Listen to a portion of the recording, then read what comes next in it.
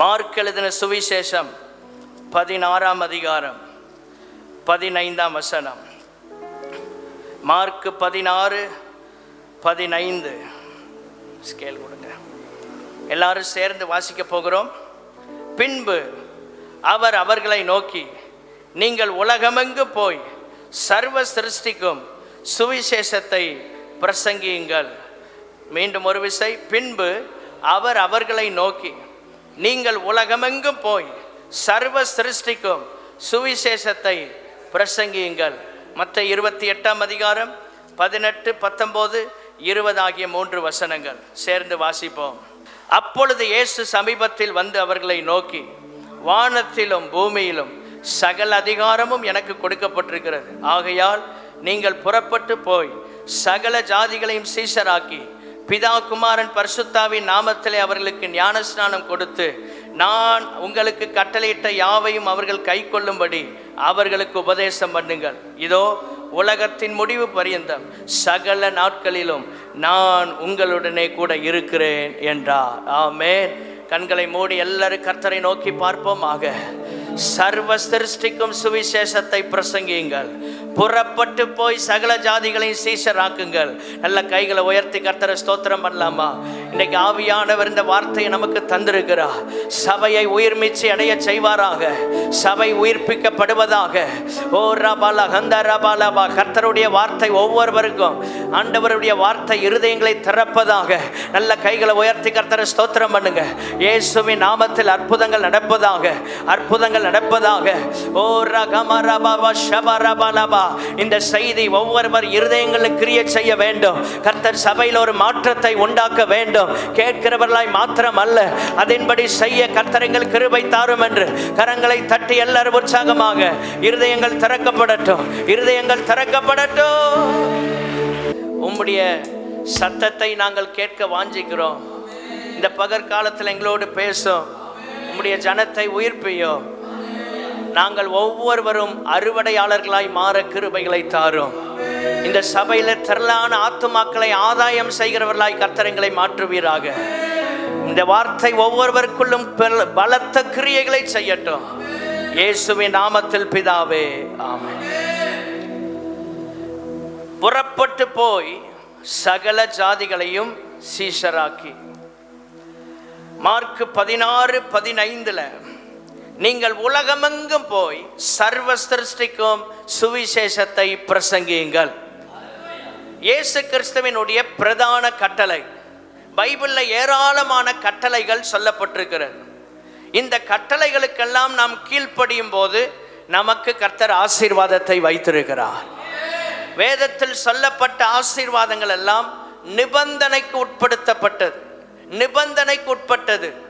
அந்த நிபந்தனை நாம் கீழ்ப்படியும் போது கர்த்தர் நம்மை ஆசீர்வதிக்கிறார். ஏராளமான கட்டளைகள் வேதத்தில் இருந்தாலும் இயேசு கிறிஸ்து சொன்ன பிரதான கட்டளை மத்தேயு 28, 18, 19, 20 வசனம். சுவிசேஷத்தை அறிவிப்பதுதான் பிரதானமான கட்டளை. இந்த பிரதான கட்டளைக்கு நாம் நிச்சயம் கீழ்ப்படிய வேண்டும். கீழ்ப்படிய வேண்டிய கட்டளை. இதை நம்ம ஆப்ஷனாக எடுக்க முடியாது, அல்லது இதை செய்யலாம் என்கிற ஆலோசனையாக எடுக்க முடியாது. இது கட்டளை என்றால் இதற்கு நாம் முற்றிலும் கீழ்ப்படிந்து ஆக வேண்டும். பிரதானமான கட்டளை. இயேசு கிறிஸ்து 3 வருஷம் சீஷர்களுக்கு ஆத்தும ஆதாய பயிற்சியை அவர் கொடுத்தார். அவங்களுக்கு பெரிய டிகிரி எல்லாம் கிடையாது. அவரிடத்துல கற்றுக்கொண்டனால அவங்களுக்கு சர்டிஃபிகேட் இல்லை. ஆனால் அவர்களுக்கு இருந்த அதிகாரம், அபிஷேகம் ஆண்டவரிடத்திலிருந்து கொடுக்கப்பட்டது. 3 வருஷம் ஆத்தும ஆதாயம் செய்வதை குறித்து அவர்களுக்கு பயிற்சி கொடுத்தார். இயேசு கிறிஸ்து 12 பேரை மாத்திரமல்ல, லூக்கா 10ஆம் அதிகாரம் 1 வசனத்தில் வாசிக்கும் போது 70 பேரை, 870 பேர் ஆண்டவர் சுவிசேஷ ஊழியத்திற்காக தெரிந்தெடுத்து அவர்களை ஊழியத்திற்கு அனுப்புகிறார். லூக்கா 10ஆம் அதிகாரம் 1 வசனம். வேற 70 பேர், 12 பேரோட நிறுத்தல. அடுத்த ஒரு 70 சீஷர்களை ஆண்டவர் தெரிந்தெடுத்து அவர்களை சுவிசேஷ வேலைக்காக அனுப்புகிறார். சுவிசேஷ ஊழியம் மிக அவசியமானது. லூக்கா எழுதின சுவிசேஷம் 8ஆம் அதிகாரம் 1, 2, 3 வசனங்களில் இயேசு கிறிஸ்துவோடு இருந்த ஸ்திரீகள், சீஷர்கள், சீசிகள், அவர்கள் சுவிசேஷ வேலையை செய்தார்கள். தேவனுடைய பிள்ளைகளே, ஆண்களும் பெண்களும் சுவிசேஷ வேலையை செய்ய அழைக்கப்பட்டிருக்கிறோம். கைகளை உயர்த்தி அல்லேலூயா சொல்லப்பா. இந்த சபையில் இருக்கிற அத்தனை விசுவாசிகளும் சுவிசேஷ வேலையை செய்ய வேண்டும். சபையின் 4 தூண்கள், சபைக்கு 4 பில்லர்ஸ் இருக்கிறது. 1 ஜெபம், 2வது ஆராதனை, 3வது தேவனுடைய வார்த்தை, 4வது சுவிசேஷ ஊழியம். கைகளை உயர்த்தி அல்லேலூயா சொல்லாமா. இந்த 4 தூண்களில் தான் திருச்சபை நிற்கிறது. இப்போ நம்ம சபையில் ஜெபம் நிறைய ஏறெடுக்க ஆரம்பிச்சாச்சு. ஆராதனை ஏறெடுத்து கொண்டே இருக்கிறோம். தேவனுடைய வார்த்தை கிடைச்சிட்டே இருக்கு. ஆனால் சுவிசேஷ பணியை எல்லாரும் செய்கிறோமா? இந்த செய்தி ஆண்டவர் இன்றைக்கு பேசும்படியாக கடந்த 2 வாரத்திற்கு முன்பாகவே எனக்கு மனதில் இந்த தலைப்பு ஆண்டவர் வைத்தார். சுவிசேஷ பணியை நாம் எத்தனை பேர் செய்கிறோம்? நல்ல கவனிங்க, இது முக்கியமான செய்தி. நீங்கள் குறிப்பெடுத்துக் கொள்ளுங்கள், உங்கள் வாழ்க்கைக்கு பிரயோஜனமாக இருக்கும். மத்தேயு 9ஆம் அதிகாரம் 37ஆம் வசனத்திற்கு நாம் வரும்போது, மத்தேயு 9ஆம் அதிகாரம் 37வது வசனத்தில் தம்முடைய சீஷர்களை நோக்கி, அறுப்பு மிகுதி, வேலையாட்களோ கொஞ்சம். ஆகவே ஆதலால் அறுப்புக்கு எஜமான் தமது அறுப்புக்கு வேலையாட்களை அனுப்பும்படி அவரை வேண்டிக் கொள்ளுங்கள் என்றார். ஜெபம் பண்ணுங்க சீஷர்களுக்கு சொல்லிட்டு, மத்தேயு 10ஆம் அதிகாரம் 1 வசனம், இயேசு கிறிஸ்து அவர்களையே அனுப்புகிறார். மத்தேயு 9ஆம் அதிகாரம் 37, 38 வசனங்களில் ஜெபிக்கும்படியாக வைத்த ஆண்டவர் ஜெபித்தவர்களை அடுத்த அதிகாரத்தில் செயல்பட வைக்கிறார். கைகளை உயர்த்தி அல்லேலூயா சொல்லுவோம். இந்த சபையில் இருக்கிற ஒவ்வொரு விசுவாசிகளும் ஜெபிக்கிறவர்களாக மாத்திரமல்ல, செயல்படுகிறவர்களாக நாம் மாற வேண்டும். சுவிசேஷத்தை ஜனங்கள் விசுவாசிக்க வேண்டும் என்று நாம் ஜெபிக்கிறது நல்லது. அதே நேரத்தில் ஆண்டவரே, சுவிசேஷத்தை அறிவிக்கிறவர்களாகவும் கர்த்தரைகளை மாற்றுவீராக. இந்த செய்தியின் தலைப்பு, அனுபவிப்பதை அறிவிப்போம். எல்லாரும் சொல்லுங்க, அனுபவிப்பதை அறிவிப்போம். நாம் அறிந்ததை அல்ல, அது மூளை அறிவு, அது ரட்சிப்பின் அனுபவம் அல்ல. அனுபவிக்கிறோம் இயேசுவை, இதை நாம் அறிவிக்க போகிறோம். இதுதான் சுவிசேஷ ஊழியம். உங்கள் புரிவதற்காக தலைப்பை எளிமையாக கொடுத்திருக்கிறேன். அனுபவிப்பதை அறிவிப்போம். ஸ்தோத்திரம். அப்போதான் ஒரு வித்தியாசமாக இருந்தால் உங்களுக்கு மறக்காது. கர்த்தருக்கு ஸ்தோத்திரம் உண்டாவதாக. வேலையை ஆண்டவர் தம்முடைய சுவிசேஷ வேலையை நம்மை கொண்டு செய்து முடிக்க விரும்புகிறார். அறுப்பு மிகுதி, வேலை இருக்குது, வேலை செய்யறதுக்கு ஆட்கள் வேணும். ஜெபம் பண்ண வைத்தவர் அடுத்த அதிகாரத்தில் அவர்களுக்கு அதிகாரத்தை கொடுத்து ஊழியம் செய்ய வைக்கிறார். நாம் ஜெபிக்கிற நிலையில் நின்று விடக்கூடாது. ஆண்டவரே, செயல்படுகிற நிலைக்குள் கர்த்தர் எங்களை கொண்டு வருவீராக. கரங்களை உயர்த்தி அல்லேலூயா சொல்லாமா. ஒரு சபையின் 4 தூண்கள் முக்கியம், மறந்துடாதீங்க. ஜெபம், ஆராதனை, தேவனுடைய வார்த்தை, சுவிசேஷ ஊழியம். இந்த 4ல் எது குறைவா இருந்தாலும் சபை வலுவிழந்து விடும். எல்லா விசுவாசிகளும் ஜெபிக்கணும். உபவாச ஜெபத்துக்கு முடிஞ்ச அளவு வந்துருங்க. இடைநாட்கள் ஜெபங்கள், வீட்டில் ஜெபம் பண்ணுங்க. ஸ்தோத்திரம். வர இயலாதவர்கள், பலவீனமானவங்க இருந்தீங்கன்னா வீட்டில இருந்தே ஜெபம் பண்ணுங்க. சபை ஊழியத்திற்காக வருகிற நாட்களில் ஆண்டவர் தரிசனத்தை நிறைவேற்ற கிருபைகளை தருவாராக. ஹல்லேலூயா. ஒரு 5 குறிப்புகளை நாம் இன்றைக்கு தியானிக்க போகிறோம்.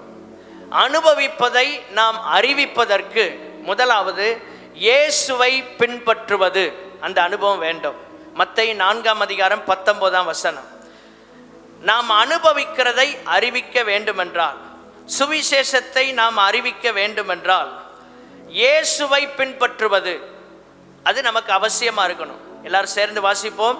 என் பின்னே வாருங்கள், உங்களை மனுஷரை பிடிக்கிறவர்கள் ஆக்குவேன் என்றார். என் பின்னே வாருங்கள், மனுஷரை பிடிக்கிறவங்களா மாற்றுவேன். இயேசு கிறிஸ்து மீன் பிடித்து கொண்டிருந்தவர்களை மனுஷரை பிடிப்பதற்காக அழைக்கிறார். அவர்களை எங்க போய் மீன் பிடிப்பாங்க? கடல்ல போய். வீட்டில இருந்து மீன் பிடிக்க முடியாது. சுவிசேஷ ஊழியமும் உட்கார்ந்த இடத்துல நடக்காது, கொஞ்சம் வெளியே போனாதான். மத்தேயு 28:18 படி புறப்பட்டு போய். இன்னைக்கு ஆண்டவர் நிறைய டெக்னாலஜியை நமக்கு ரொம்ப டெவலப் ஆயிடுச்சு. அப்போ உட்கார்ந்த இடத்துல நீங்க போக முடியாத இடத்துக்கெல்லாம் சோசியல் மீடியா போயிட்டு இருக்கு. நீங்க போக முடியாத இடத்துக்கு உங்க மெசேஜை வாட்ஸ்அப் கொண்டு போகுது. நீங்க வாட்ஸ்அப் மூலமா வசனங்களை அனுப்பலாம், சுவிசேஷத்தை அறிவிக்கலாம்.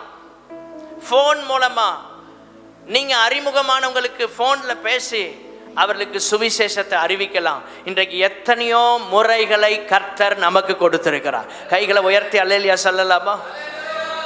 உங்களால் வீட்டிலிருந்து வெளியே செல்ல முடியாத நிலையில் இருப்பீர்கள் என்றால் நீங்கள் இப்படிப்பட்ட உபகரணங்களை பயன்படுத்தி நீங்கள் சுவிசேஷத்தை அறிவியுங்கள். எப்படியாவது நம்மகிட்ட இருந்து செய்தி வெளியே போகணும். நம்மிடத்தில் நாம் தேவனிடத்திலிருந்து பெற்ற நன்மைகளை நாம் உலகத்திற்கு கொண்டு சேர்க்க வேண்டும். ஆண்டவருடைய பிரதிநிதிகளாக கர்த்தர் இந்த பூமியிலே நம்மை வைத்திருக்கிறார். சுவிசேஷ ஊழியத்திற்கு சிறந்த மாதிரி கர்த்தராகிய இயேசு கிறிஸ்து, அவரை நாம் பின்பற்ற வேண்டும். சுவிசேஷங்கள் 4: மத்தேயு, மார்க்கு, லூக்கா, யோவான். இந்த சுவிசேஷங்கள்ல இயேசு கிறிஸ்து செய்த ஊழியம் நமக்கு சொல்லப்பட்டிருக்கிறது. இந்த 4 சுவிசேஷங்களை நீங்க நல்லா வாசித்து பாருங்க. இயேசு கிறிஸ்துவை போல நாமும் சுவிசேஷத்தை அறிவிக்க கர்த்தர் நமக்கு உதவி செய்வார். ஹல்லேலூயா. சீஷர்கள் ஆதி அப்போஸ்தலர்கள் நாட்கள்ல அந்த அப்போஸ்தலர்கள் சுவிசேஷத்தை அறிவித்தார்கள். அப்போஸ்தலர் நடபடிகள் 2ஆம் அதிகாரம் 42ஆம் வசனம். ஆதி சபை வளர்ந்ததற்கு ஒரு காரணம் அப்போஸ்தலர் 2:42. அங்க சொல்லப்பட்டிருக்கிறது, அவர்கள் அப்போஸ்தலருடைய உபதேசத்திலும் அந்யோன்யத்திலும் அப்பம் பிற்குதலிலும் ஜெபம் பண்ணுதலிலும் உறுதியாய் தரித்திருந்தார்கள். அப்போஸ்தலருடைய உபதேசம். அன்றைக்கு பைபிள் கிடையாது. இப்பொழுது சபையில நமக்கு எல்லா வசதிகளோடு கையில வேதாகமத்தை விலைக்கு சொல்வதற்கு ஊழியர்ல வைத்திருக்கிறார். அந்த நாட்கள்ல பைபிள் இப்படி இல்லை. அவர்கள் எதை பிரசங்கித்தார்கள்? அப்போஸ்தலருடைய உபதேசம் என்றால் என்ன? வேற ஒன்றுமே இல்லை. இயேசுவை குறித்தும் அவருடைய போதனைகளை குறித்தும் சீஷர்கள் பிரசங்கித்தார்கள். கைகளை உயர்த்தி அல்லேலூயா சொல்லலாமா? அப்போஸ்தலருடைய உபதேசம் என்றால் இயேசுவை குறித்தும் எதெல்லாம் அவரை கண்ணால பார்த்தாங்க, அவருடைய வாழ்க்கை முறை, அதை பார்த்தார்கள் சீஷர்கள். பார்த்ததை, அவர்கள் கேட்டதை, அவரிடத்திலிருந்து கற்றுக்கொண்டதை, அவர் பிரசங்கித்ததை சீஷர்கள் பிரசங்கிக்கிறாங்க. ஸ்தோத்திரம். இயேசு கிறிஸ்துவினுடைய போதனைகள், டீச்சிங்ஸ், இதெல்லாம் சபையில போதிக்கப்பட்டது. ஆதி சபையில தேவனுடைய பிள்ளைகளே, அவ்விதமாக கர்த்தர் அவர்களை ஆசீர்வதித்தார். ஆதி சபை வசனத்துல பெருகியது. அப்போஸ்தலர் 6ஆம் அதிகாரம் 7ஆம் வசனத்தை பார்க்கும்போது தேவ வசனம் விருத்தி அடைந்தது என்று பைபிள் சொல்லுகிறது. வசனம் விருத்தி அடைந்த போது சபையில சீஷர் தொகை பெருகியது. கைகளை உயர்த்தி அல்லேலூயா சொல்லலாமா? நீங்க எல்லாம் நல்ல பிரசங்கத்தை கேட்டு வசனத்துல வளரணும். ஆமென். ஸ்தோத்திரம். தேவனுடைய சத்தியங்களை இன்னும் ஆழமா கேட்டு வளர்ந்து கொண்டே இருக்க வேண்டும். இந்த செய்திகள் எல்லாம் ஆதி சபைக்கு பிரசங்கிக்கப்பட்டது. மத்தேயு 9:35 பாருங்க. அவர் ஜனங்களை தேடி போய் சுற்றி திரிந்து அவர்களுக்கு உபதேசம் செய்தார் என்று சொல்லப்பட்டிருக்கிறது. திரளான ஜனங்களை அவர் பார்த்தார். சகல பட்டணங்கள் கிராமங்களுக்கு அவர் சுற்றி நடந்து ஜெப ஆலயங்களில் உபதேசித்தார். ராஜ்யத்தின் சுவிசேஷத்தை பிரசங்கித்தார் என்று சொல்லப்பட்டிருக்கிறது. தேடி செல்றார். சுவிசேஷம் அறிவிக்கிற நாம், ஒரு ஆண்டவர் நமக்கு சில வாய்ப்புகளை தரும்போது நம்மை தேடி ஜனங்கள் வருவாங்க. அப்பொழுதும் அறிவிக்க வேண்டும். நாமும் தேடி போய் அறிவிக்கவும் கர்த்தர் நமக்கு கிருபைகளை தருவாராக. கைகளை உயர்த்தி அல்லேலூயா சொல்லலாமா? யார் சுவிசேஷத்தை அறிவிக்கணும்? சிலர் நினைக்கிறாங்க அது ஊழியக்காரங்க. இல்லை, ரட்சிக்கப்பட்ட அத்தனை பேரும் சுவிசேஷத்தை அறிவிக்க வேண்டும். அப்போஸ்தலர் 8ஆம் அதிகாரம் 1 முதல் 4 வசனங்கள்ல சிதறி போனவர்கள் எங்கும் தெரிந்து விசுவாசிகள் சுவிசேஷத்தை அறிவித்தாங்க. தேவனுடைய பிள்ளைகளே, ரட்சிக்கப்பட்டவங்க அறிவிக்கணும், விசுவாசிகள் அறிவிக்கணும். தேவனிடத்தில் மூன்றாவது நன்மை பெற்றவர்கள். எவ்வளவு ஆசீர்வாதத்தை ஆண்டவர் தந்திருக்கிறார் கொஞ்சம் யோசித்து பாருங்க. இந்த வருஷத்துல 9 மாதங்கள் கர்த்தர் நம்மை நடத்தி இருக்கிறார். நம்முடைய வாழ்நாளின் இத்தனை வருடங்களை கடப்பதற்கு கர்த்தர் நமக்கு உதவி செய்தார். எத்தனை நன்மையை நம்ம பெற்றுக்கிறோம். உங்க நன்மையெல்லாம் எழுதுனா புத்தகமே போடலாம், அது கூட காணாது. அவ்வளோ நன்மை ஆண்டவர் செஞ்சிருக்கிறாரு. தேவனுடைய பிள்ளைகளே, உங்க வாழ்க்கையில நீங்கள் இயேசுவை அறிவிக்கிறவர்களாய் மாற வேண்டும். அனுபவிக்கிறதை அறிவிக்க கர்த்தர் உங்களுக்கு கிருபைகளை தருவாராக. கைகளை உயர்த்தி ஒரு அல்லேலூயா சொல்லலாமா? நன்மை பெற்றவர்கள். 1 தீமோத்தேயு 2:4 சுவிசேஷத்தை எல்லா ஜனங்களும் அறியணுங்கிறது ஆண்டவருடைய விருப்பம். சத்தியத்தை எல்லா மனுஷரும் அறியணும், ரட்சிக்கப்படணும், இதான் ஆண்டவருடைய விருப்பம். இன்னைக்கு எத்தனை பேர் இந்த சபையில் இருக்கிறவங்க ஆண்டவருடைய விருப்பத்தை நிறைவேற்ற விரும்புறீங்க? தாவீது யுத்த நாட்கள்ல அந்த கிணற்றின் தண்ணீரை குடிக்கிறதுக்கு ஆசையோடு இருந்தான், ஒளிமுக வாசல்ல. அந்த ஆசையை நிறைவேற்றக்கு ஒரு 3 பராக்கிரமசாலிகள் போனாங்க. இன்னைக்கு ஆண்டவருடைய விருப்பத்தை, ஆசையை நிறைவேற்றக்கு இந்த இடத்துல எத்தனை பேர் இருக்கிறோம் யோசித்து பாருங்க. எத்தனையோ விருப்பங்களை ஆண்டவர் நமக்கு நிறைவேற்றி தர்றாரு.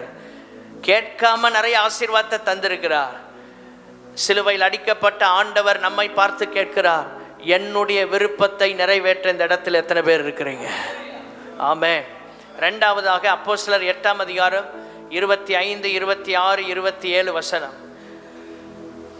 அனுபவிப்பதை அறிவிப்பதற்கு வாய்ப்புகளை பயன்படுத்தி கொள்வது அவசியம். வாய்ப்புகளை பயன்படுத்தி கொள்வது. ஆண்டவர் சில சான்ஸ் தருவார், வாய்ப்புகளை தருவார், அதை பயன்படுத்துங்க. வாய்ப்புகளை மிஸ் பண்ணிடாதீங்க. ஆண்டவர் தர்ற வாய்ப்பு, உங்களோட வேலை செய்கிறவர்கள், உங்களுக்கு கீழே பணியாற்றுகிறவர்கள், உங்களோடு படிக்கிறவர்கள், சக நண்பர்கள், ஒரு முறையாவது இயேசுவை குறித்து அவர்களுக்கு சொல்லியிருக்கிறோமா? சபை வளர்ச்சி நிறுவனம் என்று ஒரு நிறுவனம் இருக்கிறது. 2000 சபைகளுக்கு மேலே அவங்க போய் ஒரு சர்வே எடுத்ததில் ஒரே ஒரு செய்தியை அவங்க கண்டுபிடித்திருக்கிறாங்க. உண்மையான ஒரு புள்ளி விவரம் என்னவென்றால், ரட்சிக்கப்பட்டு ஆவிக்குரிய சபையில் இருக்கிற கர்த்தருடைய விசுவாசிகள் 93% மக்கள் வாழ்நாளில் ஒரு முறை கூட பிறருக்கு இயேசுவை குறித்து அறிவிக்கிறதே இல்லையா. இது நம்ம சபை மட்டும் இல்லை, முழு சபைகளையும் சேர்த்து ஆவிக்குரிய திருச்சபைகளில் எடுக்கப்பட்ட ஒரு சர்வே. அதில் விதமாக சொல்கிறாங்க, 93% விசுவாசிகள் வாழ்நாளில் ஒரு முறை கூட இயேசுவை குறித்து யாருக்குமே அறிவிக்கிறது இல்லையா. ஆண்டவரே, இந்த இடத்துல நாங்கள் இருக்கக்கூடாது. ஒரு அல்லேலூயா சொல்லுங்க. ஒரு நாள், ஒரு முறை ஆண்டவரே உங்களை குறித்து அறிவிக்கிறோமா? ஸ்தோத்திரம். ஆண்டவர் இன்னைக்கு நம்மளை தான் நம்பி இருக்கிறாருங்க. சபை வளர வேண்டும், அதுக்காகத்தான் சுவிசேஷ பணி நினைச்சிடாதீங்க. தேவனுடைய பிள்ளைகளே, ஒரு 6 மாதம் ஜபம் பண்ணலைன்னா நம்ம எப்படி இருப்போம் யோசித்து பாருங்க. நல்லா கவனிங்க. முக்கியமான ஒரு 6 மாதம் நீங்கள் ஜபமே பண்ணலை, 6 மாதம் பைபிளே கையில் எடுக்கலை, நீங்கள் பின்வாங்கி போயிடுவீங்க. அப்போ 6 மாதம் சுவிசேஷத்தை அறிவிக்கலைன்னா அதுவும் பின்மாற்றம் தான். 6 மாதம் வேண்டாம், ஒரு வாரம், ஒரு மாதம் ஆண்டவரை குறித்து யாருக்குமே சொல்லலைன்னா நம்ம பின்மாற்றத்தில் போயிடுவோம். தேவனுடைய பிள்ளைகளே, ஜபம் எவ்வளவு முக்கியமோ, ஆராதனை எவ்வளவு முக்கியமோ, தேவனுடைய வார்த்தையை கேட்கிறது எவ்வளவு முக்கியமோ, அதை போல சுவிசேஷத்தை அறிவிப்பதும் மிக முக்கியமானதாக இருக்கிறது.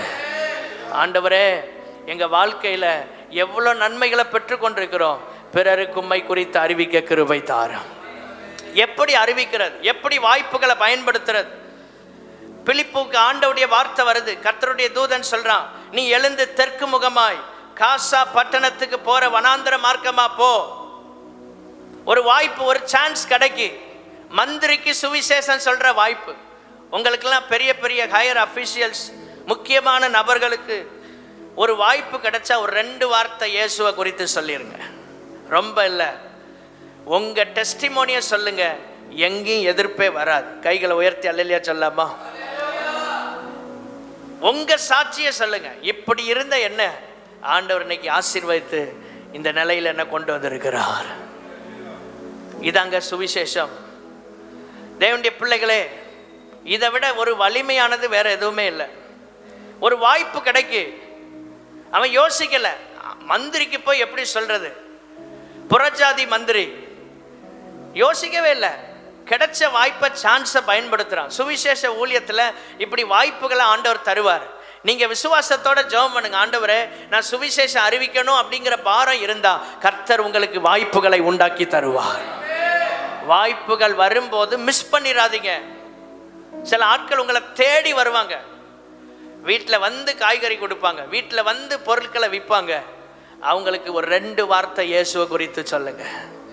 ரொம்ப இல்லை, உங்களுக்கு தெரிந்த நடையில இயேசுவை குறித்து சொல்லுங்க. ஆண்டவர் அவர்களை ஒரு நாள் ரட்சிப்பார். அல்லேலூயா.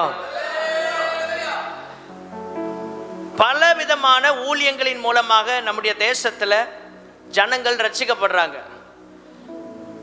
பல விதமான ஊழியங்கள் நடக்கு. டிவி மினிஸ்ட்ரிஸ் நடக்கு.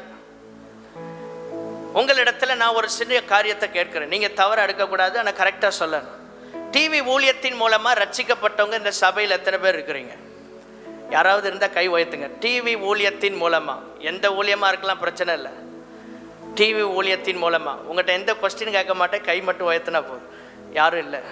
டிவி ஊழியத்தின் மூலமா ஒரு ஆள் இருக்கிறாங்க. கர்த்தருக்கு ஸ்தோத்திரம். 2வது எழுத்து ஊழியம், லிட்ரேச்சர் மினிஸ்ட்ரி, ட்ராக்ஸ் மூலமா நான் ரட்சிக்கப்பட்டேன்னு சொல்றவங்க கை உயர்த்துங்க. ஒரு கைப்பிரதியை வாசித்து யாராவது இந்த இடத்துல இருந்தா தைரியமா உயர்த்தலாம். கர்த்தர் உங்களை ஆசீர்வதிப்பார். கைப்பிரதி மூலமா இல்லை. 3வது கன்வென்ஷன்ல, பெரிய பெரிய கூட்டங்கள்ல ரட்சிக்கப்பட்டவங்க யாராவது இருந்தா கை உயர்த்துங்க பார்க்கலாம். நீங்க அப்ப ஒருத்தரும் ஒரு இதுக்கும் கை உயர்த்தலைன்னா நம்ம ரட்சிக்கப்பட்டோமாங்கிறதே ஒரு டவுட்டா இருக்கு. கன்வென்ஷன் கூட்டங்கள்ல ரட்சிக்கப்பட்டவங்க, பெரிய பெரிய குரூஸ் நம்ம சர்ச்சில் நடந்திருக்கும், வெளியே நடந்திருக்கலாம், அப்படி ரட்சிக்கப்பட்டவங்க. சரி, கடைசியா உண்டு, யாரோ ஒருவர் இயேசுவை குறித்து சொல்லி அப்படிதான் நான் ரட்சிப்புள்ள வந்தேன்னு சொல்றவங்க கை வைத்துங்க. ஏ அப்பா, மெஜாரிட்டி யாரோ ஒருவர். நல்ல கைத்தட்டி கர்த்தரை தோத்திரம் பண்ணுங்க. ஆமென்.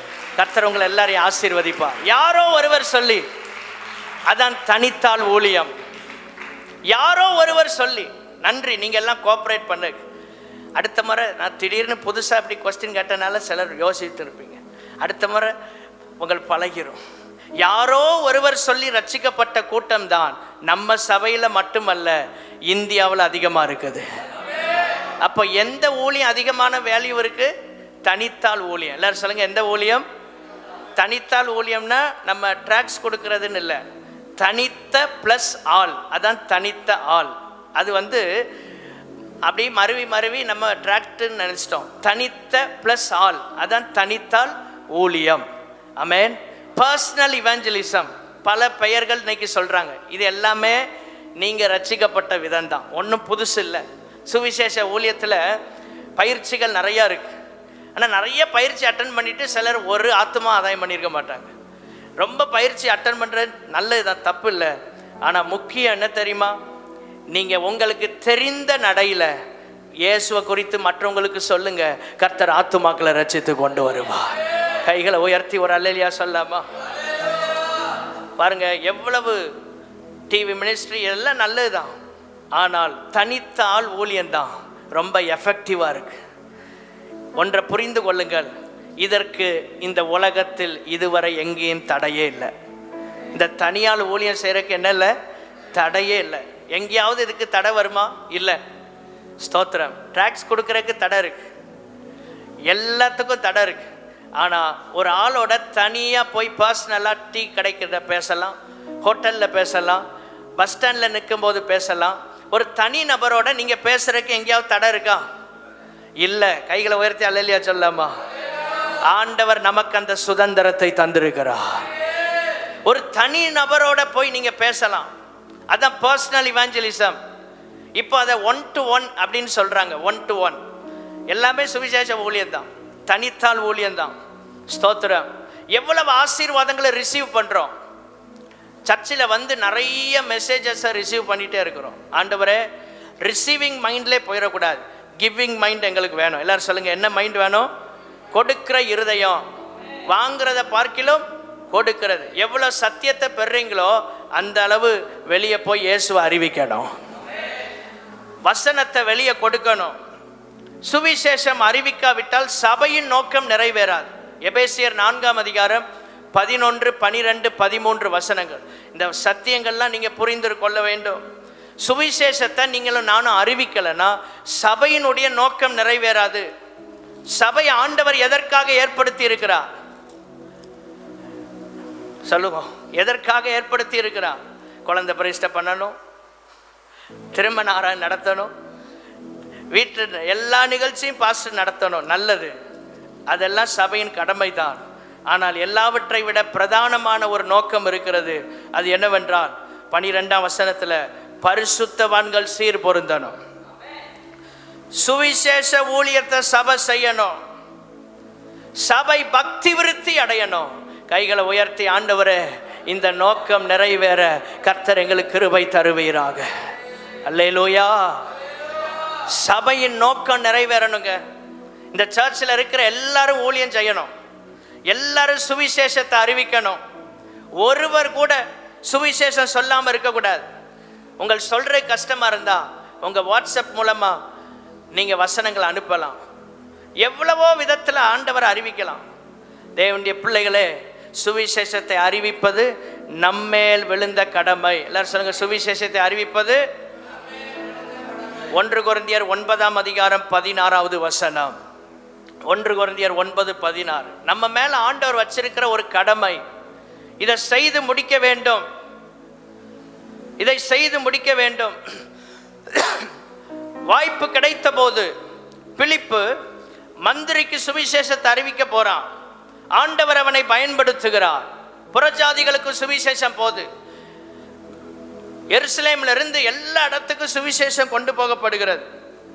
ஒரு யூதன் காலையில் எழும்பினவுடன் அவன் செய்கிற ஜெபம் என்ன தெரியுமா? ஆண்டவரே, தேவனை பார்த்து, யெகோவா தேவனை பார்த்து, நான் ஒரு பெண்ணாய் பிறக்காததற்காக ஸ்தோத்திரம். 2வது, நான் ஒரு புறஜாதியானாய் பிறக்காததற்காய் ஸ்தோத்திரம். எதுக்கு அந்த யூதன் அப்படி ஜெபம் பண்றான்னா, அவன் தன்னுடைய யூத அந்த அந்த குலத்தை அவன் மிக மேன்மையாக உயரமாக நினைக்கிறான். மற்றவங்களெல்லாம் அற்பமாக நினைச்சாங்க யூதர்கள். மற்றவர்களை ரொம்ப தாழ்வா நினைச்சாங்க. மற்றவர்களோடு அவங்க பேசவே மாட்டாங்க, கை குலுக்க மாட்டாங்க. அந்த அளவுக்கு யூதர்கள் தங்களை பெருமையாக எண்ணிக்கொண்டிருந்தார்கள். யூதர்கள் காலையில் பண்ற ஜெபம் அதுதான், நான் ஒரு புறஜாதியா பிறக்காய் ஸ்தோத்திரம். ஆனா ஆண்டவர் என்ன செஞ்சார் தெரியுமா? சுவிசேஷம் ஆதி சபைக்கு வந்தபோது அப்போஸ்தலர் 2ஆம் அதிகாரத்தில் நடந்த ஒரு காரியம் என்ன தெரியுமா? இப்படி இருந்த யூதர்களுக்குள் ஆவியானவர் ஊற்றப்பட்டு கிரியைகள் நடந்த போது அப்போஸ்தலர் 2ஆம் அதிகாரம் 46ஆம் வசனத்தில் யூதர்களும் புறஜாதிகளும் ஒருமனப்பட்டவர்களாய் தேவாலயத்தில் அனுதினமும் தரித்திருந்தது மாத்திரமல்ல, வீடுகள் தோறும் அப்பம் பிட்டார்கள். கைகளை உயர்த்தி அல்லேலூயா சொல்லாமா? எல்லாரும் எல்லா வீட்டுக்கும் போய் சாப்பிட்டு எந்த வித்தியாசமும் இல்லாம பழகக்கூடிய நிலையில கர்த்தர் சபையை மாற்றினார் என்றால் அதற்கு காரணம் சுவிசேஷம். இந்தியாவில் மிஷனரிகளால் சுவிசேஷம் அறிவிக்கப்படவில்லை என்றால் இன்னும் இந்த இந்தியா பின்னோக்கி தான் போயிட்டு இருக்கோம். நம்ம இன்றைக்கு இப்படியெல்லாம் ஆராதிக்க முடியாது. சுவிசேஷம் தேசத்தின் இருளை மாற்றுகிறது. சுவிசேஷம் மன இருளை மாற்றுகிறது. தேசத்தில் இருக்கிற அசுத்தங்களை மாற்றுகிறது, அறியாமைகளை நீக்குகிறது. புறஜாதிகளோடு யூதர்கள் அமர்ந்து ஒன்னா உட்கார்ந்து சாப்பிடுற அனுபவத்தை கர்த்தர் ஏற்படுத்தினார் ஆதி சபையில. இது நடந்தது எப்படி? சுவிசேஷத்தினால. இந்த சுவிசேஷத்துக்கு எவ்வளவு பவர் இருக்கு பாருங்க. அற்பமா நினைச்சவங்க எல்லாம் ஒன்னா உட்கார்ந்தாங்க. ஸ்காட்லாந்து தேசத்துக்காக ஜான் நாட்ஸ் என்ற தேவ மனுஷன் 26 வயதுல, வாலிப வயதுல முழங்கால் போட்டு கதறினார், ஆண்டவரே ஸ்காட்லாந்து தேசத்தை தாரும் அல்லது நான் சாகுறேன். வைராக்கியமான ஜெபம் தேசத்தை மாத்திரம் அசைத்தது மாத்திரமல்ல, அநேக தேசங்களை கடந்து அவருடைய ஜெபம் ராஜ்யங்களை அசைத்தது. காரணம் அந்த வைராக்கியம். இன்றைக்கு ஒரு வைராக்கியமா நம்ம நிற்கணும். ஆண்டவரே வாய்ப்புகளை பயன்படுத்த கிருபை தாரும். டிராவல் பண்றீங்க, பக்கத்துல ஒருவரோட உட்கார்ந்து லேசா 2 வார்த்தை பேசுறதுக்கு வாய்ப்பு கிடைக்கும். பேசி நல்ல கேஷுவல் டாக் கொடுத்து இயேசுவை குறித்து 2 வார்த்தை சொல்லிருங்க. ரொம்ப வேண்டாம், 2 வார்த்தை உங்களுக்கு தெரிந்த மொழி நடையில சொல்லுங்க. அதான் சுவிசேஷம். கைகளை உயர்த்தி அல்லேலூயா சொல்லாமா? 3வது, அனுபவிப்பதை அறிவிப்பதற்கு சரியான அணுகுமுறை நமக்கு தேவை. அணுகுமுறை தெரிந்திருக்க வேண்டும். யோவான் 4ஆம் அதிகாரம் 7வது வசனம் 8வது வசனம். ரைட் அப்ரோச், நம்ம கரெக்டாக அப்ரோச் பண்ணணும். சில நேரங்களில் ஆண்டவர் வாய்ப்பு அப்படி தருவார், ஆனால் நம்ம அப்ரோச்சில் மிஸ் பண்ணிடுவோம். சரியான அணுகுமுறை இல்லாமல் ஆத்துமாக்களை நம்ம சபைக்குள்ளே கொண்டு வர முடியாமல் போயிடும். ஸ்தோத்திரம். தேவனுடைய பிள்ளைகளே, சர்ச்சில் பேசுகிற மாதிரி நீங்கள் அவங்ககிட்ட பேசவே கூடாது. இது புல்பிட்டில் பேசுகிறது. நீங்கள் இதே மாதிரி பேசினா ஆத்துமாக்கள் ரட்சிக்கப்படாது. சுவிசேஷத்திற்கென்று ஒரு வித்தியாசமான நிலை. நீங்கள் சாதாரணமாக உங்கள் வீட்டில் பேசுகிறது போல ஒரு கேஷுவலாக பேசி பழகுங்க. அவங்களுக்கு இயேசுவை குறித்து சொல்லுங்கள், அந்த ஆத்துமாக்கள் ரட்சிக்கப்படும். ஆண்டவர் அப்படி தான் ஆரம்பிக்கிறார். யோவான் 4ஆம் அதிகாரம் 7-8 வசனங்களை பாருங்க. அவர் எப்படி சமாரியா ஸ்திரீக்கு சுவிசேஷம் அறிவித்தார், அவருடைய அப்ரோச் எப்படி இருக்கு, அதை நம்ம கற்றுக்கொள்ளணும். எடுத்த எடுப்பில் ஏ பாவியே அப்படி சொல்லல ஆண்டவர். இன்னைக்கு நிறைய நேரம் நம்ம இப்படி ஏதாவது மிஸ்டேக் பண்ணுறதுனால ஆத்துமாக்கள் ஹர்ட் ஆகியே போயிடுவாங்க, அப்ரோச் ஆகாது. அப்போ எடுத்த எடுப்பில் அவர் என்ன சொல்கிறாரு, அங்கே சொல்லப்பட்டிருக்கிறது, சீஷர்கள் எல்லாம் சாப்பாடு வாங்க போயிட்டாங்க. 8ஆம் வசனத்தில் தண்ணி எடுக்கிறதுக்காக வந்தா, ஏசு அவளை பார்த்து குடிக்கிற கொஞ்சம் தண்ணி கொடு. இப்படி தான் ஆரம்பிக்கிறார். இப்படி தான் ஏசு ஆரம்பிக்கிறார். முன்ன பின்ன தெரியாத நபர்கிட்ட எப்படி பேசுறது? சிலருக்கு இதுதான் பிரச்சனை. சுவிசேஷம் அறிவிக்கிறதுக்கு இதுதான் பிரச்சனை. நீங்கள் எல்லாரும் கவனிக்கணும். இந்த செய்தி யாருக்கும் இல்லை, உங்கள் அத்தனை பேருக்கும் கர்த்தர் பேசுகிறார். சுவிசேஷம் அறிவித்து ஆத்தும ஆதாயம் பண்ணாதான் பரலோகத்துக்கு போக முடியும். ஒரு அல்லேலூயா சொல்லாமா? ஆண்டவரே நான் சர்ச்சுக்கு வந்தேன், ஆராதிச்சேன், அதெல்லாம் ஆண்டவர் பார்க்க மாட்டார். ஒரு ஆத்மாவாவது ஆதாயம் பண்ணியிருக்கிறோமா? அப்போ ஆண்டவர் எப்படி அப்ரோச் பண்ணுறார்? தண்ணி கூட கொஞ்சம். எது பிரச்சனை, எது இவர்களை இணைப்பதற்கு தடையா இருக்கோ அதை உடைக்கிறார். கைகளை உயர்த்தி அல்லேலூயா சொல்லுங்க. எது நாம் பிறரோடு பழகக்கூடாதபடிக்கு நமக்கும் அவங்களுக்கும் இடையில எது ஒரு தடையா இருக்கு, அதை பிரேக் பண்றார். சமாரியர்களை அற்பமா நினைச்சாங்க, அவங்ககிட்ட தண்ணி கேட்டெல்லாம் குடிக்க மாட்டாங்க. ஆனா இயேசு கிறிஸ்து கேட்டபோது அவள் பதில் கேள்வி கேட்கிறார், நீர் யூதனா இருக்க ஏன்ட்ட எப்படி தண்ணி கேட்கலாம்? ஸ்தோத்திரம். அவளுக்கு தெரியும் இவங்க குடிக்க மாட்டாங்க, நம்மகிட்ட தண்ணி வாங்கி. சுவிசேஷ ஊழியத்தை செய்யணும்னா இப்படிப்பட்ட தடைகளை உடைக்க கர்த்தர் கிருபை தருவாராக. ஒரு அல்லேலூயா சொல்லாமா? நம்முடைய பாரம்பரியங்களை உடைக்கணும். ஏதாவது ஒரு கடையில் சுவிசேஷம் அறிவிக்கன்னு ஆண்டவர் நடத்துறாரா?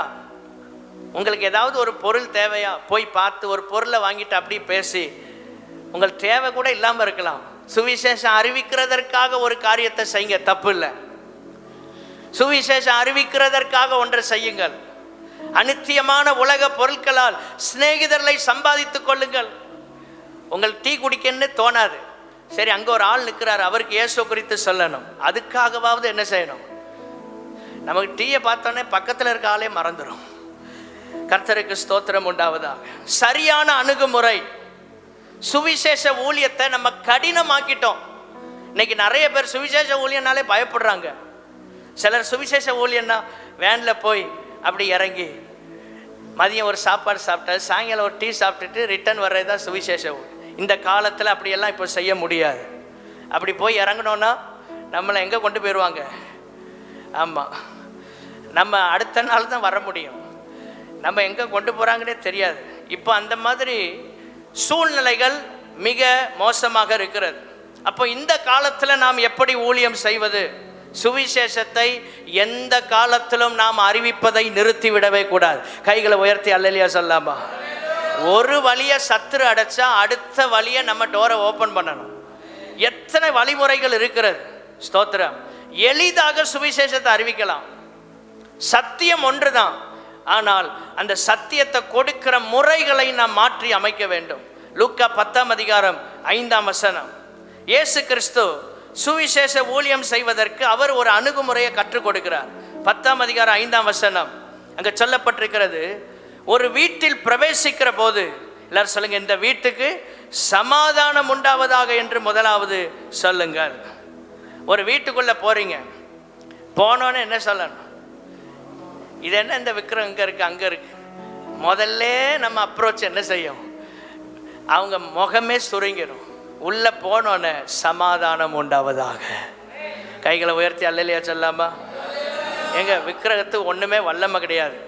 கண்ணிருந்தும் பார்க்காது, காதிருந்து கேட்காது, கையிருந்தும் தொடாது, கால் இருந்தும் நடக்காது. அதை கண்டு பயப்பட வேண்டிய அவசியம் நமக்கு இல்லை. ஆனா அந்த ஆத்துமா நமக்கு தேவை என்றால் உள்ள போனோன்னு அதை ஓப்பன் பண்ணக்கூடாது. அதெல்லாம் கொஞ்சம் கழிச்சு. ஆமென், ஸ்தோத்திரம். முதல்ல அவன் இயேசுவண்ட வரட்டும், அதுக்கப்புறம் தன்னால மாறிடும். கைகளை உயர்த்தி அல்லேலூயா சொல்லாமா? முதல்ல இயேசுவண்ட கொண்டு வாங்க.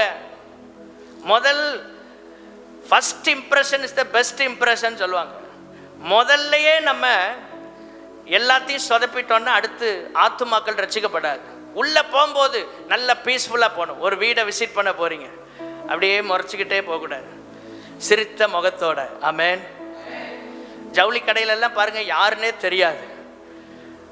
ரொம்ப நம்மகிட்ட 10 வருஷம் பழகின மாதிரி சார் வாங்க அப்படின்னு பணிவாக சொல்லுவாங்க. அதை பார்த்தாலே நம்ம வெளியே நிற்க மாட்டோம், எங்கே போயிடுவோம்?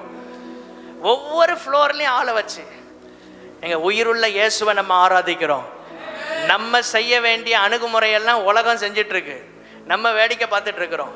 இன்னைக்கு ஆண்டவர் சொல்றாரு, சிரித்த முகத்தோட மற்றவங்களை ஏற்றுக்கொள்ளுங்க, சிரித்த முகத்தோட சுவிசேஷத்தை அறிவித்து பழகுங்க.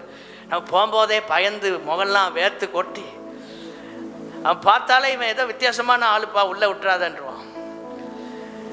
நம்ம சிரித்த முகத்தோட நம்முடைய அப்ரோச் மாறணும், அணுகுமுறையை மாற்றணும். அப்படி பீஸ்ஃபுல்லா போய் வீட்டை ஆசீர்வதிங்க, கர்த்தர் ஆத்துமாக்களை தருவார். கைகளை உயர்த்தி அல்லேலூயா சொல்லலாம். வருத்தப்பட்டு பாரம் சுமக்கிறவர்களை நீங்கள் எல்லாரும் என்னிடத்தில் வாருங்கள். இன்னைக்கு சுவிசேஷ ஊழியத்தில் நம்ம சக்சஸ்ஃபுல்லாக நிற்கணும்னா இயேசு கிறிஸ்துவினுடைய அணுகுமுறையை ஃபாலோ பண்ணணும். அவர் என்ன சொல்றார்? வருத்தப்பட்டு பாரம் சுமக்கிறவர்களே, அப்படிதான் ஆண்டவர் கூப்பிடுறார். யோவான் ஸ்நானகன் மாதிரி இயேசுநாதர் பிரசங்கம் பண்ணல. அநேக நேரம் நம்ம அப்படி போயிடுறோம். விரியன் பாம்பு குட்டியே அப்படின்னு ஒருத்தனை பார்த்து சொன்ன என்ன நடக்கும்? பேலியாளின் மகனே செத்தோம், அந்த ஆத்மா அவ்வளோதான் காலி. அப்போ அணுகுமுறையை மாற்றணும். நம்ம சபையில் பேசுறது வேற, சுவிசேஷம் அறிவிக்கிற முறை வேற. கைகளை உயர்த்தி அல்லேலூயா சொல்லாமா? மத்தேயு 11:28 பைபிள்ல இருந்து இயேசு நம்ம கற்றுக் கொடுக்குற என்ன தெரியுமா? ரட்சிப்புக்குள்ள ஒரு மனுஷன் வர்றதுக்கு வழியை சுலபமாக்குங்க. 1008 ரெஸ்ட்ரிக்ஷன்லாம் போடக்கூடாது. ஆமென், ஸ்தோத்திரம். அவன் வரட்டும், முதல்ல உள்ள வந்து இயேசு தொட்டைக்கு அப்புறம் உள்ள வச்சு உபதேசத்தை ஸ்ட்ராங்காக கொடுக்கணும். கைகளை உயர்த்தி அல்லேலூயா சொல்லாமா? நம்ம வர்றதுக்கு முன்னாலே போட்டு அட்டி அட்டின்னு அடிச்சு அவன் என்ன செய்வான்? சர்ச்சுக்கே வராமல் போயிடுவான். முதல்ல உள்ள கொண்டு வாங்க, அதுக்கப்புறம் கர்த்தர் பார்த்துக்கிடுவார். ஒரு அல்லேலூயா சொல்லாமா? உள்ள வர்றதுக்கான அந்த அந்த காரியத்தை எளிதாக்குங்கள். வந்ததுக்கு அப்புறம் நம்ம நல்ல அந்த ப்ராசஸை ஸ்ட்ராங்காக கொண்டு போகணும். No compromise. உபதேசத்தில் நம்ம காம்ப்ரமைஸ் ஆக போகிறதில்ல. ஆனால் அந்த ஆத்துமா ரட்சிக்கப்படுறதுக்காக நம்ம என்ன செய்யணும்? வர்ற வழியை ஈஸியாக்கி கொடுக்கணும். இளைய குமாரனுடைய உவமை நம்ம எல்லாருக்கும் தெரியும். பன்றிகள் அண்டை போயிட்டு பன்றி சாப்பிட்ற சாப்பாடை கூட சாப்பிட முடியாமல் திரும்பி வரும்போது தகப்பன் என்ன செஞ்சான்? தகப்பன் என்ன செஞ்சான் நம்ம எல்லாருக்குமே தெரியும். அவனை கட்டி அணைத்து கொண்டான். அல்லேலூயா. லூக்கா 15 இருக்கிறது. 20 சொல்லப்பட்டு, எழுந்து புறப்பட்டு தன் தகப்பனிடத்தில் வந்தான். அவன் தூரத்தில் வரும்போதே அவனுடைய தகப்பன் அவனை கண்டு மனதுருகி ஓடி தகப்பன் ஓடுறான், அவன் தயங்கி தயங்கி வர்றான். அப்பா வீட்டில் வேலைக்காரனா கூட இருந்துக்கலாம். இன்னைக்கு பாவத்தில் உழன்று கொண்டிருக்கிற ஒரு ஆத்துமா சர்ச்சுக்கு வரும்போது தயங்கி தயங்கி தான் வருவாங்கங்க. அப்படி வருகிறவர்களை ஸ்தோத்திரம், தகப்பன் என்ன செஞ்சான்? எல்லாத்தையும் இவனுக்கு நல்ல குளிப்பாட்டி சுத்தம் பண்ணி கொண்டு வாங்க, அதுக்கப்புறம் இவன்கிட்ட ஹேண்ட் ஷேக் பண்ணுவோன்னு சொல்லலை. வரும்போதே அவனை கட்டி பிடித்து அணைத்து கொண்டான். அதுதான் சபையின் வேலை. கைகளை உயர்த்தி அல்லேலூயா சொல்லுங்க. பாவத்தில் இருக்கிற ஒரு மனுஷன் தயங்கி போய் யார் உதவி செய்வா, யார் என்னை காப்பாற்றுவான்னு வெளியே நிற்கிற ஒரு கூட்டம் அனாதையை போல நிற்கிறது. தேவ ஜனமே, பாரத்தோடு இந்த செய்தியை உங்க நடுவில் பிரசங்கித்து கொண்டிருக்கிறேன். தகப்பன் இருதயத்தோடு வருவதற்கு வழியை சுலபமாக்கி, ஐயா அவன் மேல நாற்றம் எடுக்கிறது, இவன் மேல நாற்றம் எடுக்கு, இவனை எப்படி கட்டி அணைக்கணும் இல்லை, அந்த நிலையிலேயே கட்டி அணைச்சான். அதுக்கப்புறம் அவனுக்கு புதிய வஸ்திரத்தெல்லாம் உடுத்தி அவனை அழகு பார்த்தான். கைகளை உயர்த்தி ஒரு அல்லேலூயா சொல்லலாமா? 22ஆம் வசனத்துல தான் ஊழியக்காரரை பார்த்து சொல்றான், இவனுக்கு உயர்ந்த வஸ்திரம். ஆனால் முதலாவது அவனை ஏற்றுக்கொண்டான். சுவிசேஷ ஊழியத்தில் நாம் ஜனங்களை ஏற்றுக்கொள்ள பழகிவிட்டோம் என்றால் அவர்கள் கிறிஸ்துவை ஏற்றுக்கொள்ள இன்றைக்கு தயாராக இருக்கிறார்கள். கைகளை உயர்த்தி அல்லேலூயா சொல்லாமா? புதுசாக ஒரு ஆளுக்கு சுவிசேஷம் சொல்றீங்க, ஜெபம் பண்றீங்க. ப்ராக்டிக்கலாக சொல்றேன், வீட்லேயோ வெளியிலையோ எங்கேயோ நம்ம ஜெபம்னா முக்காடு போட்டு தான் ஜெபம் பண்ணுவோம், அதான் ஒழுங்கு. முக்காடு போடாமல் யாரும் சர்ச்சில் இருக்கக்கூடாது. இதே இது வெளியில் பப்ளிக் பிளேஸ், இன்னொரு வீட்டுக்கு போகிறீங்க அல்லது பொதுவாக அவங்ககிட்ட போய் முக்காடை போடு, அப்போ தான் ஜெபம் பண்ணுவேன் சொன்னால் அவங்க வரவே மாட்டாங்க. அதோட அந்த மாதிரி இடத்துல ஞானமா இயேசுவை முதல்ல காண்பீங்க. நம்ம ஒழுங்கு உபதேசம் இதெல்லாம் உள்ளே வந்தவனை பார்த்துக்கலாம். கைகளை உயர்த்தி ஒரு அல்லேலூயா சொல்லாமா? முதல்ல ஆண்டவர் ஆத்துமா ரட்சிக்கப்படணும்னு தான் விரும்புகிறாரு. நான் திரும்ப சொல்கிறேன், உபதேசத்தில் காம்ப்ரமைஸே கிடையாது. சர்ச்சுக்குள்ளே வரும்போது அனைத்து சத்தியங்களையும் போதிக்கிறோம். ஆனால் முதல்ல போய் இயேசுவை குறித்து சொல்லும்போது இந்த மாதிரி சத்தியங்கள் வேண்டாம். அவன் இயேசு யார், அவர் என்ன செய்தார்னு மட்டும் சொன்னால் போதும். அந்த ஆத்துமா ரட்சிக்கப்பட்டு உள்ளே வரும்போது சகல சத்தியத்திற்குள்ளும் நாம் அவர்களை நடத்த வேண்டும். கைகளை உயர்த்தி அல்லேலூயா சொல்லாமா? உண்மையாக நடந்த ஒரு சம்பவம். நம்முடைய தேசத்தின் தந்தை மகாத்மா காந்திஜி அவர்கள் சவுத் ஆப்பிரிக்காவில் அவருடைய அட்வொகேட் லாயருக்காக 5 இயர்ஸ் அந்த ப்ராக்டிஸ் பண்ணுறதுக்கு போன நாட்களில் அந்த சத்திய சோதனைங்கிற அவருடைய இதில் அவர் எழுதின காரியத்தை தான் சொல்கிறேன். அவரை எழுதினது அங்கே இருக்கிற நாட்களில் சவுத் ஆப்பிரிக்காவில் அவர் திருச்சபைக்கு போயிருக்கிறார். ஞாயிற்றுக்கிழமை தோறும் தவறாமல் சர்ச்சை அட்டன் பண்ணவர் காந்திஜி அவர்கள். அப்படி போயிட்டுருக்கிற நாட்களில் அவருக்கு ரொம்ப பிடிச்சிருச்சு, ஆராதனை பாடல்கள் செய்தியெல்லாம் பிடிச்சி ஈர்க்கப்பட்டார். அப்படி தொடர்ந்து போகும்போது ஒரு நாள் அந்த பாஸ்டர் அவரை கூப்பிட்டு, நீங்கள் ரொம்ப நல்லா ஜென்டில்மேனாக இருக்கிறீங்க, இந்த கழுத்தில் என்னையா போட்டுட்ருக்க, அசிங்கமாக இருக்கு. அவர் கழுத்தில் ஒன்று போட்டிருக்கிறார், இப்போ லைவில் போக சொல்ல முடியாது. அதை கேட்டவுடனே அவர் சொல்லியிருக்கிறாரு, இது எங்கள் அம்மா ஞாபகார்த்தமாக கொடுத்தாங்கய்யா. ஏன்னா அந்த நாட்களில் எல்லாம் குறைஞ்ச வயதில் சின்ன வயதில் திருமணம் பண்ணிடுவாங்க. தாய்க்கும் மகனுக்கும் பிள்ளைக்கும் அக்கா தம்பி போல தான் இருக்கும், அவ்வளோ வயசு அவ்வளோதான் டிஃப்ரென்ஸ் இருக்கும் அந்த நாட்களில். ஆகவே சின்ன வயசுலையே பையன் தன்னை விட்டு பிரிந்து போகிறான்னு சொல்லி ஞாபகார்த்தமாக என் ஞாபகம் வரும்போதெல்லாம் இதை பார்த்துக்கூடான்னு கொடுத்தாங்க. அவர் அதை கழுத்தில் மாட்டியிருக்கிறார். அவருக்கு விருப்பம் இல்லை, ஆனால் மாட்டியிருக்கிறேன்னு இந்த பாஸ்டர்கிட்ட சொல்லியிருக்கிறார். அந்த போதகர் அவரை சரியாக அணுகாமல் அவரை கொஞ்சம் கடினமாக இந்த விஷயத்தில் நடத்தினால அவர் எழுதுகிறார் கைப்பட சத்திய சோதனையில், I like Christ, I hate Christians. நான் கிறிஸ்துவை விரும்புகிறேன், ஆனால் கிறிஸ்தவர்களை வெறுக்கிறேன். அவர் பாதிக்கப்பட்டார். ஒருவேளை அங்கேருந்து திரும்பி வரும்போது அவர் நல்ல மாற்றப்பட்டு அதே நிலையில் வந்திருந்தா சுதந்திரம் வாங்கின இந்தியா இன்றைக்கி எங்கே போயிருக்கோன்னு யோசித்து பாருங்க. நிறைய பேரை மிஸ் பண்ணிட்டோம் நம்ம வாழ்க்கையில். சவுத் ஆப்பிரிக்காவில் நடந்துச்சு, நம்ம அப்படி இல்லைன்னு நினைக்காதீங்க. நம்ம லைஃப்பில் எத்தனையோ பேரை மிஸ் பண்ணிகிட்ருக்கோம். உபதேசங்கள் 2வது, முதல்ல இயேசுவை காட்டணும். சுவிசேஷ ஊழியத்தின் பிரதானம் முதல்ல இயேசு நல்லவர், உனக்காக உயிரை கொடுத்தாரியா, அதை காண்பிக்கும் போது அவன் இருதயம் உடையும். கல்வாரி அன்பை காட்டுங்க. உள்ளே வரும்போது உபதேசத்தில் ஸ்ட்ராங் பண்ணுவோம். ஆமென். வர முன்னாலேயே உபதேசத்தை போட்டு விரட்டிடக்கூடாது. உள்ளே வரட்டும். உள்ளே வரும்போது ஆண்டவர் மாற்றுவார். இன்னைக்கு ஆத்துமாக்கள் ரட்சிக்கப்படனா, அன்றைக்கு அவர் ஒருவேளை ரட்சிக்கப்பட்டு இந்தியாவுக்கு திரும்பி இருந்தா இந்தியாவின் தலையெழுத்தை மாறி இருக்கும்ல. மிஸ் பண்ணிட்டோங்க நிறைய பேரை நம்ம வாழ்க்கையில். ஆண்டவர் இன்னைக்கு நம்மோட பேசுகிறார். சுவிசேஷம் ஊழியம் ரொம்ப சிம்பிள். நம்ம அப்ரோச்சை மாற்றணும், நம்ம அணுகுமுறையை மாற்றணும். இன்று மரித்தால் எங்கே போவாய் அப்படின்னு ஒருத்தனை பார்த்து கேட்டால் அவன் ஏற்கனவே மரணத்தில் தான் இருக்கிறான். அவன் படபடன்னு அடிச்சிடும். ஆகவே மெத்தடை மாற்றுவோம். சத்தியம் ஒன்று தான், சத்தியத்தை மாற்ற வேண்டாம். ஆனால் அணுகுமுறையை மாற்றி அவனுக்கு எப்படி பரலோகத்துக்கு மோட்சத்துக்கு போகிற வழியை காண்பிக்கணுமோ அப்படி காண்பித்தா ஆத்துமா இயேசுவண்டவர். கைகளை உயர்த்தி அல்லேலூயா சொல்லலாம். சரியான அணுகுமுறையை இயேசுவை போல பின்பற்ற கர்த்தர் நமக்கு கிருபை தருவாராக. இப்படி நம்ம அப்ரோச் வந்தால் அடுத்த வருஷம் இதை விட 1 மடங்கு ஜனங்கள் இந்த சபையில் அதிகமாயிருவாங்க. விசுவாசித்த ஒரு அல்லேலூயா சொல்லலாம்பா. நம்ம வரும்போதே 1008 செக்கப் பண்ணி ஸ்கேன் பண்ண மாதிரி இதுவோ பேர் அது இந்த ஆள் வரட்டும் வரட்டும் அதுக்கு உள்ளே வச்சு அதுக்கப்புறம் சரி பண்ணுவோம். ஆமென். கர்த்தர் கிருபை தருவாராக. நான் சொல்கிறேன் விசுவாசிகளுக்கு இல்லை, ரட்சிக்கப்படாதவங்களை குறித்து சொல்கிறேன். ரட்சிக்கப்பட்ட விசுவாசிகள் சத்தியத்தில் நிற்கணும், தேவ சபையின் போதனைகளில் நிற்கணும், அதில் காம்ப்ரமைஸ் கிடையாது.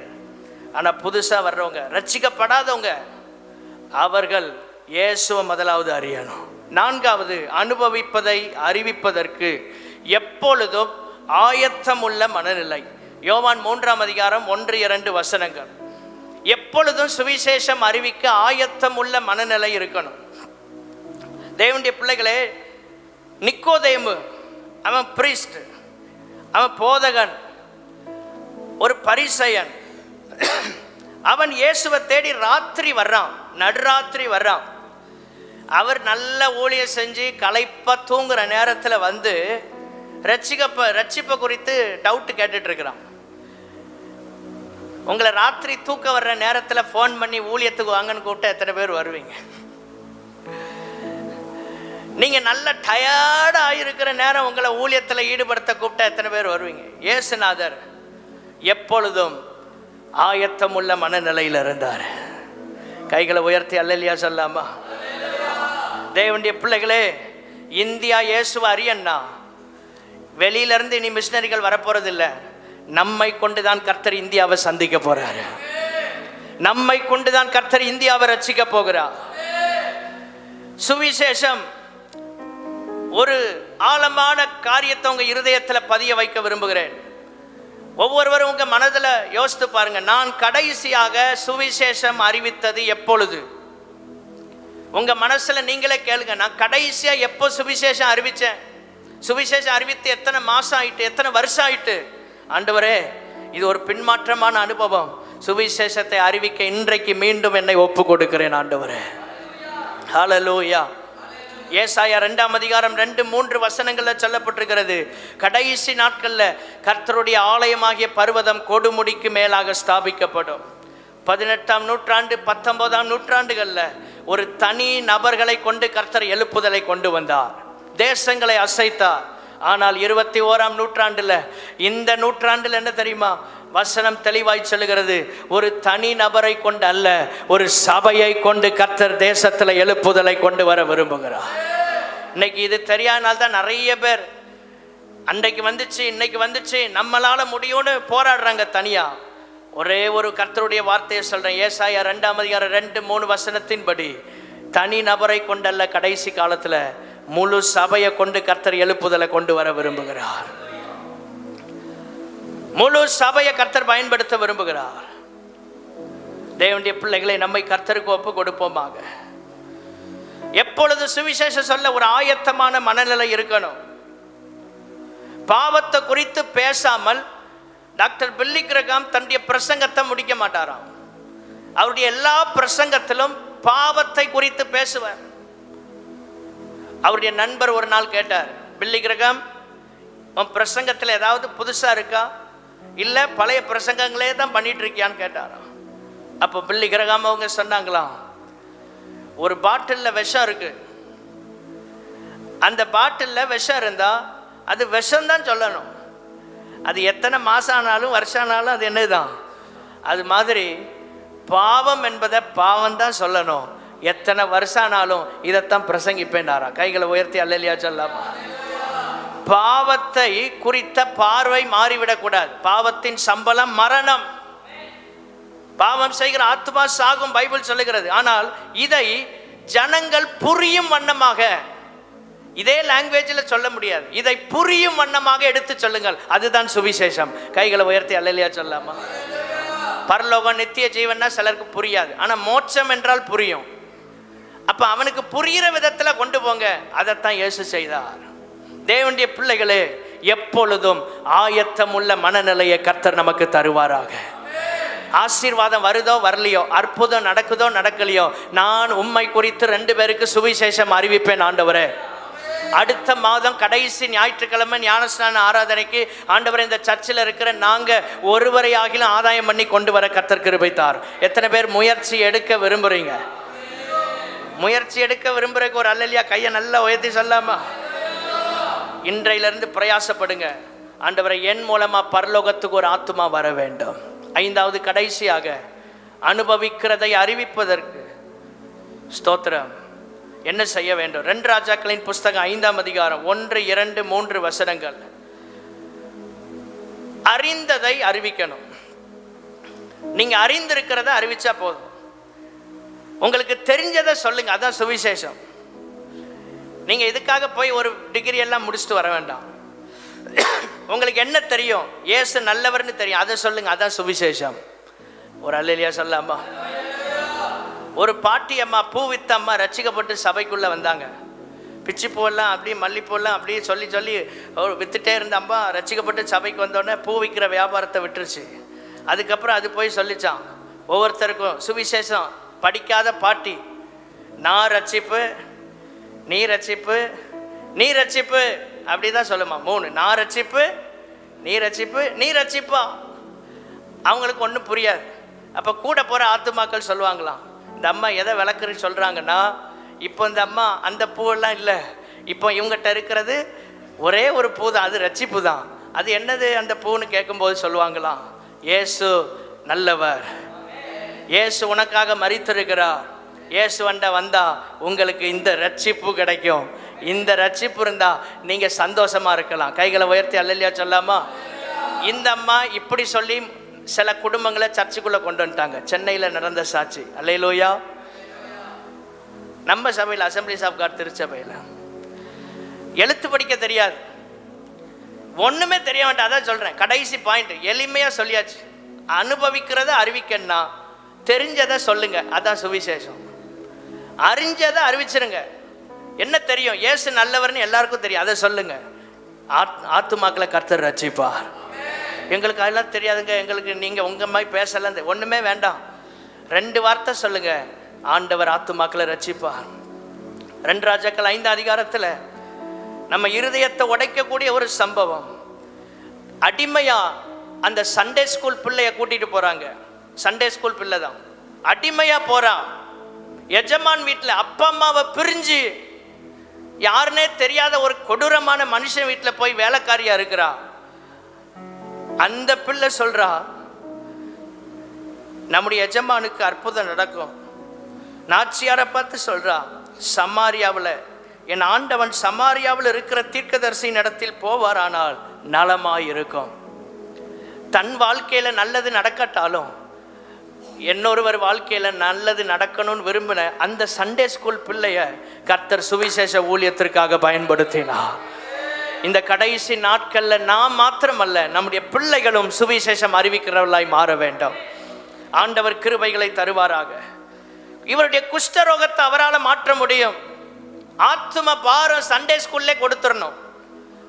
அதாவது சண்டே ஸ்கூல் டைம் எல்லாம் சேஞ்ச் பண்ணி ப்ரோக்ராம்ஸ்லாம் கொடுக்குறோம். இப்போ ட்ரைனிங்லாம் வைக்க போகிறோம்.